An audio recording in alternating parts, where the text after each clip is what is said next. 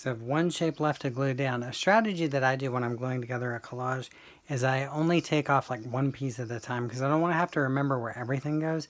So I laid out my plan, and then if I take pieces off one at a time, I only have to remember where that one piece goes. If I take off everything, I kind of run the risk of like messing up my idea that I've planned out. So this will go here. So what I want to do next is I want to make it look like there's a person sort of moving in the collage here. So if I use this green paper, obviously I'm not going to put them over on the green part there. So I'm going to have them somewhere over here. So I just want to focus on how I'm going to do this part. So what I need to do, I'm going to zoom in here, is I want to have a person there, but a lot of the people in Matisse's collages, like Icarus and the 1001 Nights collage that you might have seen in the slideshow, those had people in them, but the people were very abstract looking, organic looking natural shapes. So if I do a sketching strategy where I say, okay, well this oval is going to be their head, and then I'm going to give them kind of a stick figure body.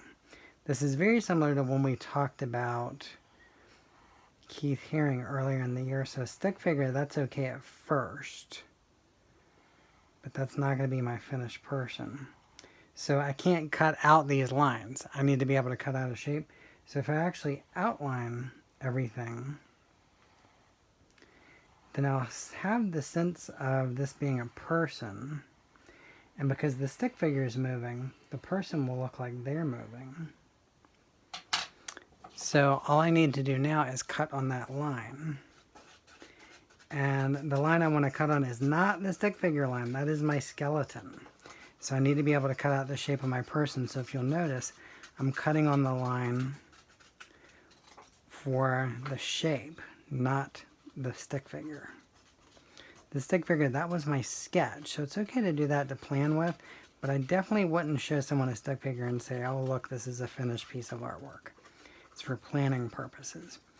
Now, I'm kind of noticing I'm really liking some of the shapes that I'm creating as I cut this out. Like if I look here, these are very organic looking shapes, kind of similar to things that Matisse would have in some of his collages. So it could be that I hang on to those. Maybe I use those for this collage. Maybe I save them and I use them for another one I'm going to work on tomorrow or something.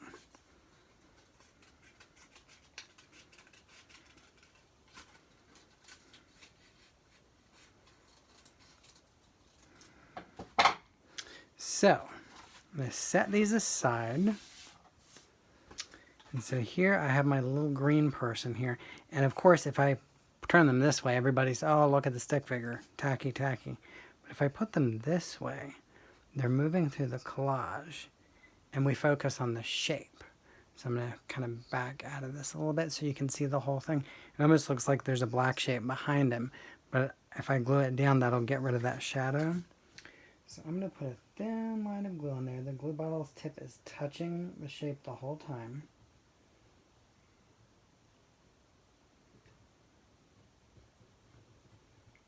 If I hold this over my hand, I have no fear that glue will drip on my hand because I didn't use glue like a little kid would do. You guys wouldn't do that either.